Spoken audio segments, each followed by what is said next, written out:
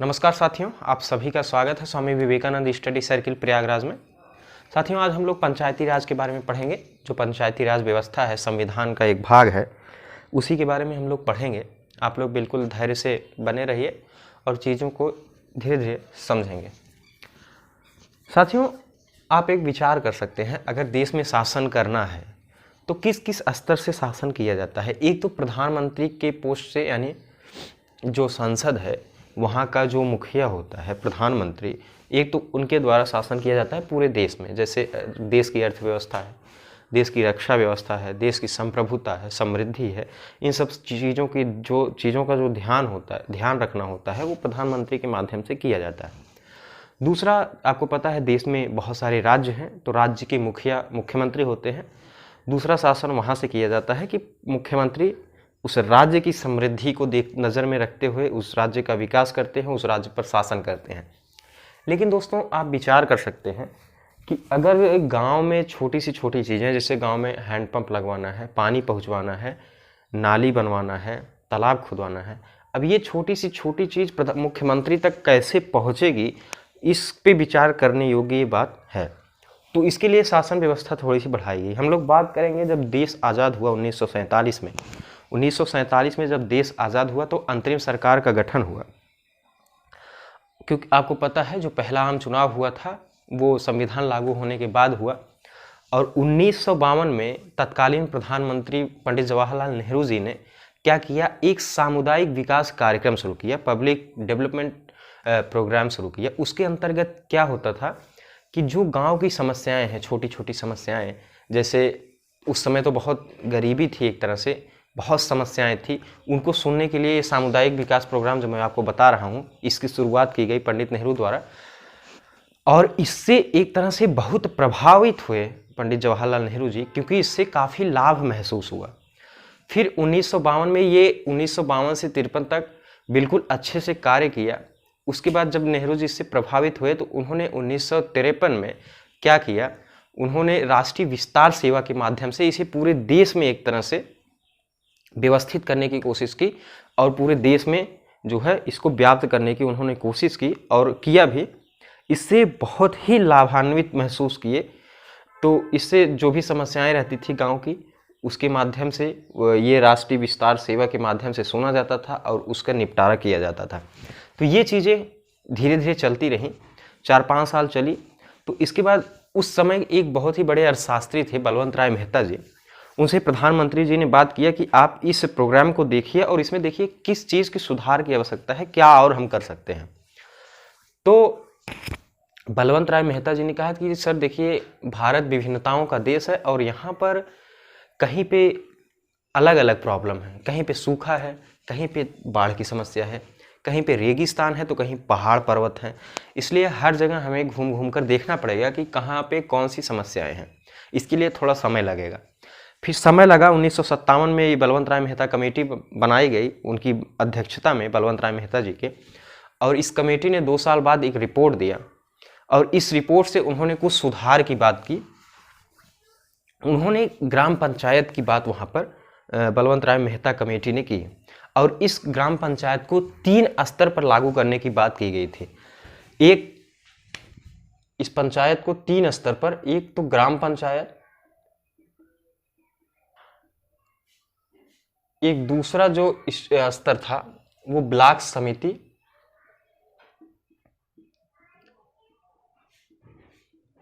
और तीसरी जो बात उन्होंने कही दोस्तों, वो जिला परिषद की कही।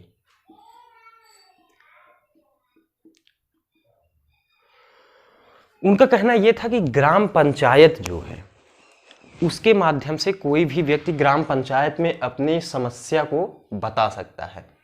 ग्राम पंचायत होगा, गांव, जैसे एक गांव है और उस गांव में ही ग्राम पंचायत की व्यवस्था की जाएगी। किसी भी व्यक्ति को हैंडपंप की आवश्यकता है या किसी भी छोटी छोटी समस्याओं की आवश्यकता है तो वो ग्राम पंचायत के माध्यम से अपनी समस्या को पहुंचा सकता है। और दूसरा स्तर ब्लॉक बनाया गया।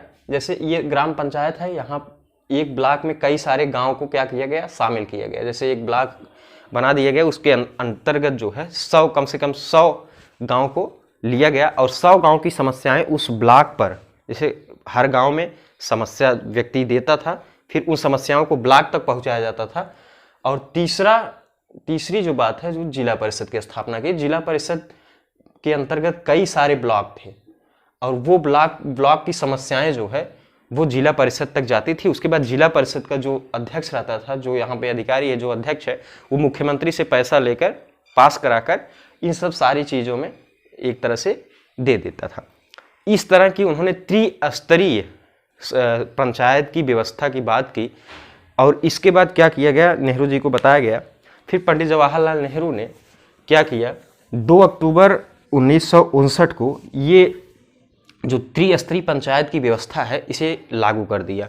अब देखिए 2 अक्टूबर को ही क्यों लागू किया गया, क्योंकि महात्मा गांधी का जन्म दिवस है और उनकी जयंती पर इसलिए किया गया क्योंकि महात्मा गांधी इस पंचायत के फेवर में थे, उसके पक्ष में थे। उनका कहना था कि गांव में जो व्यक्ति होते हैं वो ज़्यादा पढ़े लिखे नहीं होते, वो विधायक और सांसद से अपनी सीधी बात नहीं कर पाएंगे, उनको वहाँ तक पहुँचने में ही समय लग जाएगा, शायद पहुँच ना पाए।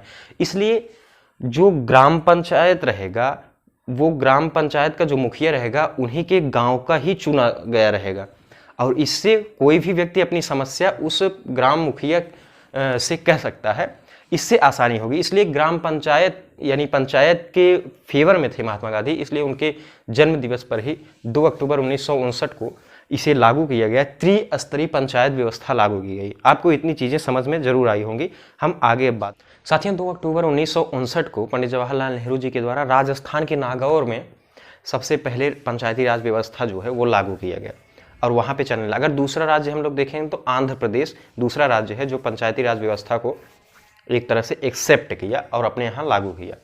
साथियों धीरे धीरे व्यवस्था साथियों 1977 में कांग्रेस की सरकार तो चली गई, इसके बाद बनती है जनता दल पार्टी की सरकार। उस सरकार ने क्या किया, उस सरकार ने उस समय के एक अर्थशास्त्री थे अशोक मेहता, उनकी निगरानी में एक समिति बनाई और उस समिति से कहा कि इसमें सुधार, जो पंचायत है इसमें सुधार की आवश्यकता है, आप इसमें देखिए क्या कर सकते हैं।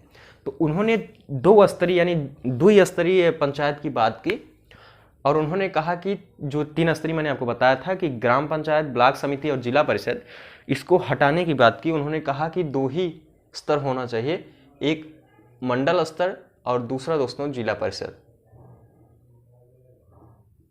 जिला परिषद की बात उन्होंने की, ये सुझाव दिया कि 2 ही स्तर पर लागू करने की आवश्यकता है। लेकिन इससे पहले कि ये लागू होती, जनता पार्टी की सरकार ही चली गई और फिर आ गई इंदिरा गांधी जी पावर में और उन्होंने कहा कि नहीं, ये जो समिति की रिपोर्ट है, जो अशोक मेहता की रिपोर्ट है, वो नहीं लागू रहेगी। वही बलवंत राय मेहता जो पहले पंचायत राज व्यवस्था थी वही लागू रहेगी, वही अच्छी व्यवस्था है। तो इनका जो रिपोर्ट था वो लागू हो नहीं पाया और वही बलवंत राय मेहता समिति के द्वारा जो रिपोर्ट दी गई थी वही लागू वहाँ पर चलती रही देश में। अब आप एक तरह से समझ लीजिए, अगर कोई भी कानून है, कोई भी चीज़ें हैं, वो हर राज्य मानने के लिए बाध्य नहीं है। अगर पता लगा कि राजस्थान में लगा दिया गया, मध्य प्रदेश ने कहा कि हम नहीं लगाएंगे, तो नहीं लगाएंगे। इसके लिए आपको संविधान में अनिवार्य रूप से क्या करना पड़ेगा, उसकी व्यवस्था करनी पड़ेगी। तो इसके लिए क्या किया गया, राजीव गांधी जी की सरकार ने 64वें संविधान संशोधन के तहत इसे संविधान में लिखने का प्रयास किया। उन्होंने लोकसभा में ये विधेयक पारित करा लिया, लेकिन राज्यसभा में ये विधेयक पारित नहीं हुआ, इसलिए ये लागू नहीं हो पाया। फिर बीपी सिंह ने भी प्रयास किया था कुछ संशोधन करके उसमें, लेकिन दोस्तों क्या हुआ, बीपी सिंह जी ने इससे पहले कि वो पारित कराते उनकी सरकार ही चली गई। आपको पता है बहुत ज़्यादा समय तक तो उनको सरकार तो थी नहीं।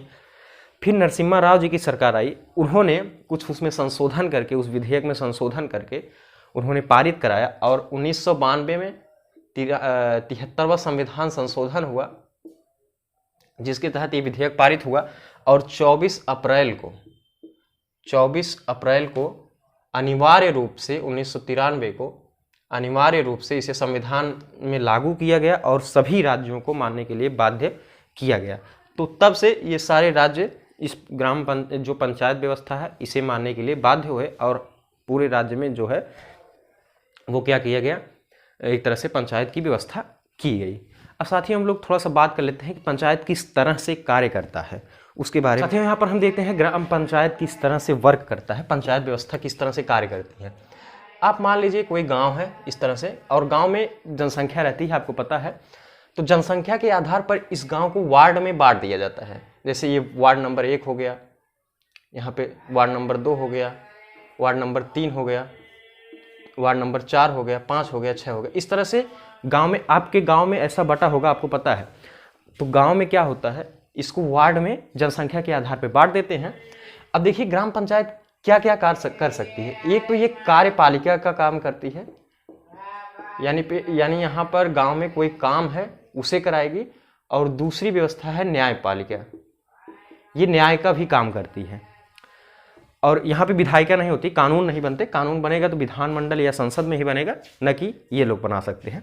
ये लोग क्या करते हैं, एग्जीक्यूट कर सकते हैं, यहाँ पे कार्य कर सकते हैं। और न्यायपालिका की भी वहाँ पर व्यवस्था होती है। अब देखिए यहाँ पे क्या होता है, इनका प्रत्यक्ष चुनाव होता है। इस गांव का एक मुखिया होगा, जिसे हम लोग मुखिया प्रधान कहते हैं। और इनका जो है ये चुनाव होता है। किस तरह से चुनाव होता है, ये गांव की जो जनसंख्या है वो इस मुखिया या प्रधान को क्या करेगी, चुनेगी इसी गांव में से। अब देखिए यहाँ पे हर वार्ड से एक सदस्य होता है। एक कार्य करने के लिए एक सदस्य चुना जाता है हर वार्ड से। जैसे यहाँ पे 6 वार्ड है तो 6 सदस्य इस गांव में चुने जाएंगे कार्य की व्यवस्था देखने के लिए। जैसे मान लीजिए वार्ड नंबर 1 में नल बनवाना है, या फिर नाली बनवाना है, या फिर कोई दूसरा काम है, तो वार्ड नंबर 1 का जो व्यक्ति, जो सदस्य रहेगा, वो प्रधान को क्या करेगा, बताएगा कि हमें भाई 1 नल की आवश्यकता है, या फिर यहाँ पे नाली बनवाना है। यहाँ से भी मान लीजिए 2 से भी 1 नल की आवश्यकता है। वार्ड नंबर 4 में मान लीजिए 2 नल की आवश्यकता है। मान लीजिए पूरे वार्ड में से मिला के 10 नल की आवश्यकता है, तो ये प्रधान को बताएंगे। फिर प्रधान क्या करता है, वो रिपोर्ट लगाकर ये ब्लॉक को क्या करेगा, वहाँ पे ब्लॉक को बताएगा कि हमें हमारे गांव में क्या करना है, 8 नल की या 10 नल की आवश्यकता है।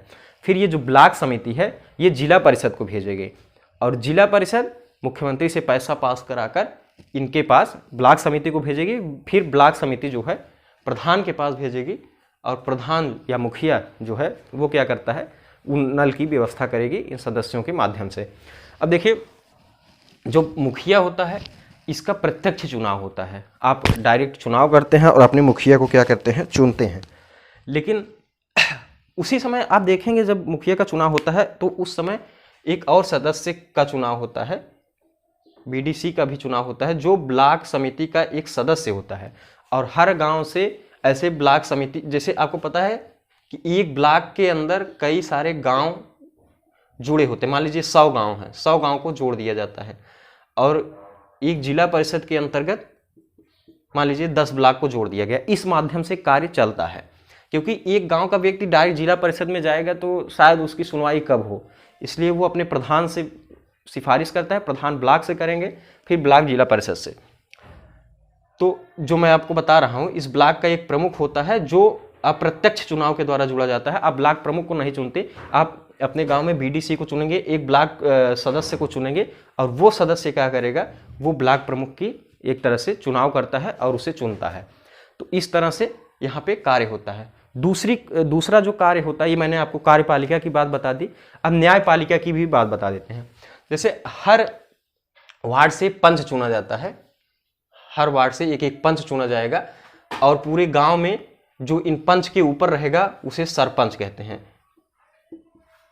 एक सरपंच चुना जाता है। तो न्याय जो सरपंच होता है वो गांव में कोई झगड़ा है, कोई समस्या है, उसका न्याय करने के लिए सरपंच होता है। आप देखेंगे कहीं कहीं गांव में जो प्रधान या मुखिया होता है वही सरपंच का भी काम करता है। हर जगह की अलग अलग एक तरह से व्यवस्था वहाँ पर की गई है। तो आप देखेंगे कि उत्तर प्रदेश में या अब धीरे धीरे प्रधान ही जो है वो सरपंच का भी काम करता है, यानी न्यायपालिका और कार्यपालिका वहाँ पे एक ही व्यक्ति संभाल रहा है। तो 2 तरह से मैंने आपको बताया कार्यपालिका और न्यायपालिका गांव में किया जाता है। अब किस तरह से ब्लॉक स्तर पर कार्रवाई होती है, ब्लॉक पे कौन से अधिकारी बैठते हैं, गांव के लिए कौन से सरकारी अधिकारी हैं जो गवर्नमेंट जॉब से आते हैं और गवर्नमेंट की परीक्षा देकर उन्हें नियुक्त किया जाता है, और प्रधान किस तरह से पैसे को पास कराता है, और जिला परिषद कैसे पैसे देती है मुख्यमंत्री से पास कराकर, वो सारी चीज़ें हम लोग देखेंगे अगले वीडियो में। अगला वीडियो जल्द ही आप लोगों को मिलेगा। अगर आप लोग चैनल पर नए हैं तो चैनल को सब्सक्राइब जरूर कर लीजिए, क्योंकि आप लोग इसमें जो है आप कंजूसी जो है वो बरत रहे हैं, इसलिए वीडियो को शेयर भी करिए ताकि लोगों तक पहुंच सके। आप सभी का बहुत बहुत धन्यवाद। जय हिंद।